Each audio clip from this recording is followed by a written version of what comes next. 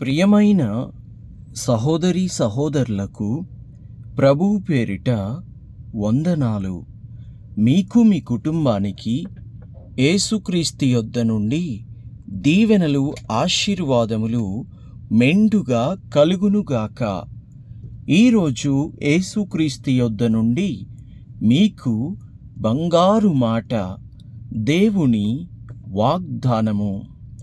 సామెతల గ్రంథము 21వ అధ్యాయము 3వ వచనము. నీతి న్యాయములను అనుసరించి నడుచుకొనుట బలులనర్పించుట కంటే యెహోవాకు ఇష్టము. To do justice and judgement is more acceptable to the lord than sacrifice.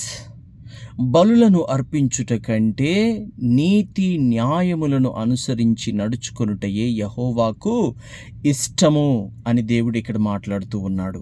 దేవుని బిడ్డ, నువ్వు దేవుని బిడ్డవు కదా, దేవుని కుమారుడువు కదా, నువ్వు ఎలా నడవాలి, నువ్వెలా జీవించాలి, నువ్వెలా ప్రవర్తించాలి, నువ్వెలా మాట్లాడాలి, నువ్వెలా నడుచుకోవాలి? దేవుడికి నచ్చినట్టుగా నడుచుకోవాలి. దేవునికే మహిమ కలుగునుగాక. ఈరోజు మనం జీవిస్తున్నామంటే, ఈరోజు మనం బ్రతికున్నామంటే అది కేవలము దేవుని యొక్క మహాకృపయే తప్ప మరొకటైతే ఏమీ కాదు. కాబట్టి మనము జీవించాలి. అయితే ఆ జీవితం ఎలా జీవించాలి? దేవునికి నచ్చినట్టు జీవించాలి, దేవుని చిత్తానుసారంగా జీవించాలి, దేవుని వాక్యానుసారంగా జీవించాలి. దేవుడికి నచ్చేది నీతి, న్యాయము. న్యాయం ఏమిటో మనకి తెలుసు. అన్యాయంగా ఎంతోమంది జీవిస్తూ ఉన్నారు, అక్రమంగా ఎంతోమంది జీవిస్తూ ఉన్నారు, పాపములో ఎంతోమంది జీవిస్తున్నారు. దేవుని బిడ్డ, ఈరోజు దేవుడు నీతోనే మాట్లాడుతున్నాడు. క్రైస్తవులమైనటువంటి మనం ఎలా జీవించాలి? క్రీస్తులాగా జీవించాలి, క్రీస్తును పోలి నడుచుకోవాలి. క్రీస్తు ఎలా జీవించాడు? నీతిగా జీవించాడు, న్యాయంగా జీవించాడు, యథార్థంగా జీవించాడు, దేవునికి నమ్మకంగా జీవించాడు. ఆయన ఒక మాదిరికరమైన జీవితాన్ని మనకి చూపించాడు. దేవునికే మహిమ కలుగునుగాక. మరి క్రైస్తవురాలని చెప్పుకుంటున్న నీవు, క్రైస్తవుడును అని చెప్పుకుంటున్న నీవు ఎలా జీవించాలి, ఎలా బ్రతకాలి, ఎలా మాట్లాడాలి, ఎలా నడుచుకోవాలి, ఎలా ప్రవర్తించాలి? ఎలా ఉంది నీ జీవితం? ఎలా ఉంది నీ బ్రతుకు? ఎలా ఉంది నీ మాట తీరు? ఎలా ఉంది నీ నడవడిక? ఒక్కసారి నిన్ను నీవు సరిచూసుకో. దేవుని ఎదుట నీతిగా మనం నడుచుకోవాలని దేవుని యొక్క వాక్యము సెలవిస్తోంది. ఎందుకంటే త్వరలో దేవుడు సిద్ధపరచబోచున్నాడు. ఏమి సిద్ధపరచబోచున్నాడు? ఇప్పుడు మనం చదువుకుంటున్నది, ఇప్పుడు మనం వింటున్నది సామెతల గ్రంథంలో నుండి. ఆ తర్వాత యెషయా గ్రంథంలో 56వ అధ్యాయము 1వ వచనంలో రాయబడి ఉంది, యెహోవా ఇలాగు సెలవిచ్చుచున్నాడు, నా రక్షణ వచ్చుటకు సిద్ధముగా ఉన్నది, నా నీతి వెల్లడి అగుటకు సిద్ధముగా ఉన్నది. న్యాయ విధిని అనుసరించుడి, నీతిని అనుసరించి నడుచుకొనుడి. నేను నియమించిన విశ్రాంతి దినమును అపవిత్రపరచకుండా దానిని అనుసరించుచు ఏ కీడు చేయకుండా తన చేతిని బిగబట్టిన వాడు ధన్యుడు. ఆ ప్రకారము చేసి దానిని రూఢిగా గైకొను నరుడు ధన్యుడు. దేవునికే మహిమ కలుగునుగాక. ఏం చేయకూడదట? మనం ఏ కీడు కూడా మనము చెయ్యకూడదు అని దేవుని యొక్క వాక్యం ఇక్కడ సెలవిస్తోంది. దేవుని బిడ్డలారా, ఏమి నియమించాడట దేవుడు? రక్షణ నియమించాడట. అవును, సామెతల గ్రంథంలో నీతిగా న్యాయంగా నడుచుకోమని, నాకలా నడుచుకుంటే మంచిది అని చెప్పిన దేవుడు యెషయా గ్రంథం 56వ అధ్యాయానికి వచ్చేసరికి, నా రక్షణను మీకు సిద్ధముగా ఉంచియున్నాను, నేను సిద్ధపరిచియున్నాను, నా నీతి వెల్లడి అగుటకు సిద్ధముగా ఉన్నదని దేవుడు మాట్లాడుతూ ఉన్నాడు. 2000 సంవత్సరాల క్రితము ఇది నెరవేరింది. అది ఏమిటి? ప్రభువైన యేసుక్రీస్తే మన కొరకు సిద్ధపాటు చేయబడినటువంటి రక్షణ. ప్రభువైన యేసుక్రీస్తే ఆయన నీతి. దేవునికే మహిమ కలుగునుగాక. నీతి సూర్యుడు మన కొరకు 2000 సంవత్సరాల క్రితము ఉదయించాడు. నీతి సూర్యుడు 2000 సంవత్సరాల క్రితము కలువరి శిలువలో మన కొరకు మరణించాడు. అప్పుడు చీకటిని పారదోలి వెలుగు ప్రకాశించింది. ఆ నీతి వలన వెలుగు ప్రకాశించింది. కాబట్టి దేవుని బిడ్డ, మనము నీతిని అనుసరించాలి, నీతిని వెంబడించాలి. నీతి అనగా ఏమిటి? అబ్రహాము దేవుణ్ణి నమ్మెను గనుక ఆయన అది అతనికి నీతిగా ఎంచెను. అబ్రహాము విశ్వాసులకు తండ్రి అయిన వాడు ఏం చేశాడు? అబ్రహాము దేవుణ్ణి నమ్మాడు. నమ్మినప్పుడు అది ఏమైంది? దేవుడు ఎలా ఎంచాడు? దాన్ని నీతిగా ఎంచాడు. దేవుని యందు నమ్మిక ఉంచుటయే నీతి. దేవుణ్ణి నమ్మినవాడు వాక్యాన్ని నమ్మినవాడు వాక్యానుసారంగా జీవిస్తాడు. వాక్యానుసారంగా జీవించిన వాడు నీతి కలిగి జీవించుచున్నాడు అని అర్థము. వాక్యానుసారంగా నీవు జీవించుచున్నావా? వాక్యానుసారంగా నీవు నడుచుచూ ఉన్నావా? ఎన్నెన్నిసార్లు వాక్యంలో నుండి తప్పిపోతూ ఉన్నావు? ఎన్నెన్నిసార్లు వాక్యంలో నుండి బయటికి వెళ్ళిపోతూ ఉన్నావు? ఎన్నెన్నిసార్లు వాక్యము నిన్ను గద్దించినా, దేవుడు నిన్ను గద్దించిన సేవకుల ద్వారా, వాక్యము ద్వారా, కలల ద్వారా, దర్శనాల ద్వారా దేవుడు నిన్ను ఒకటి చేయమంటే నువ్వు ఒకటి చేస్తున్నావు. నువ్వు ఒక రకంగా జీవించాలని దేవుడు కోరుకుంటూ ఉంటే నీవు ఇంకొక రకంగా కోరుకుంటూ ఇంకొక రకంగా జీవిస్తూ ఉన్నావు. ఇంకా చాలామంది అయితే నీతి సూర్యుని దేవుని మందిరమునకు కూడా రావటానికి మరి వెనుకంజ వేస్తున్న వారిగా ఉన్నారు. మందిరానికి వెళ్ళటానికి కూడా బద్దకిస్తున్న వారిగా ఉన్నారు. మందిరానికి వెళ్ళడం కూడా ఆపేసిన వారు చాలామంది ఉన్నారు. దేవుడు ఏమంటున్నాడు?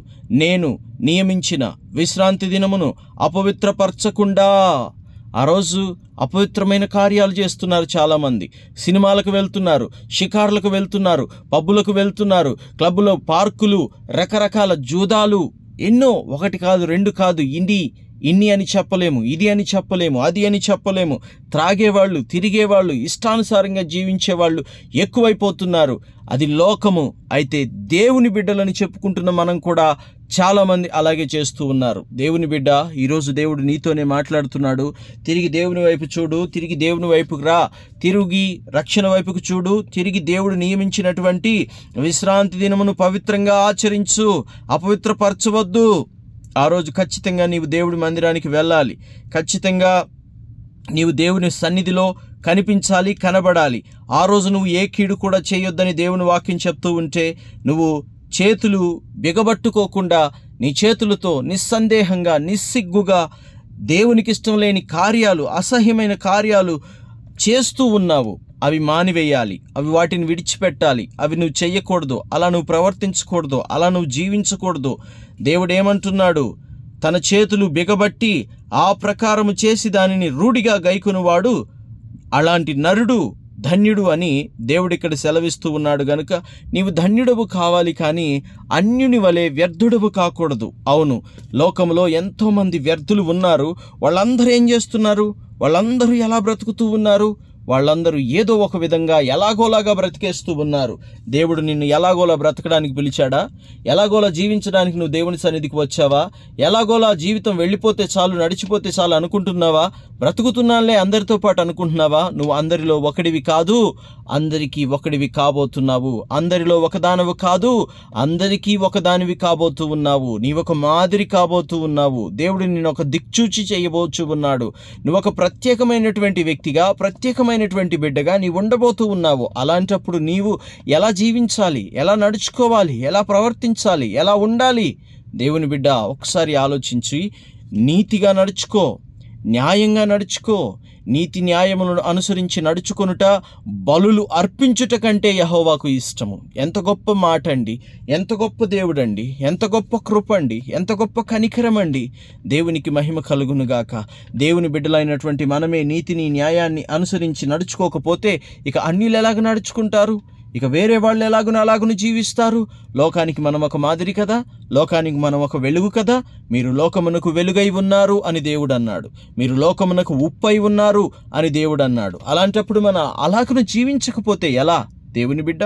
కాబట్టి మనం లోకానికి వెలుగుగాను, లోకానికి ఉప్పుగాను జీవించాలని ప్రభు పేరిట ఈ మాటలను నేను మీకు తెలియజేస్తూ ఉన్నాను. నమ్మిన వారు, అలాగున జీవించాలి అని ఇష్టపడుతున్న వారు విశ్వాసంతో ఈ కళ్ళు మూసుకొని ప్రార్థనలో ఏకీభవించండి. తండ్రి, మీకు వందనాలు. దేవా, మీకు స్తుతులు, స్తోత్రాలు. అయ్యా ప్రభువా, తెలుసో తెలియకో గతంలో అనేక విధాలుగా నాయన త్రోవ తప్పి, త్రోవ విడిచి, నడిచి జీవించినటువంటి వారుగా ఉన్నాము. అందును బట్టి క్షమించండి, అందును బట్టి మన్నించండి నాయనా.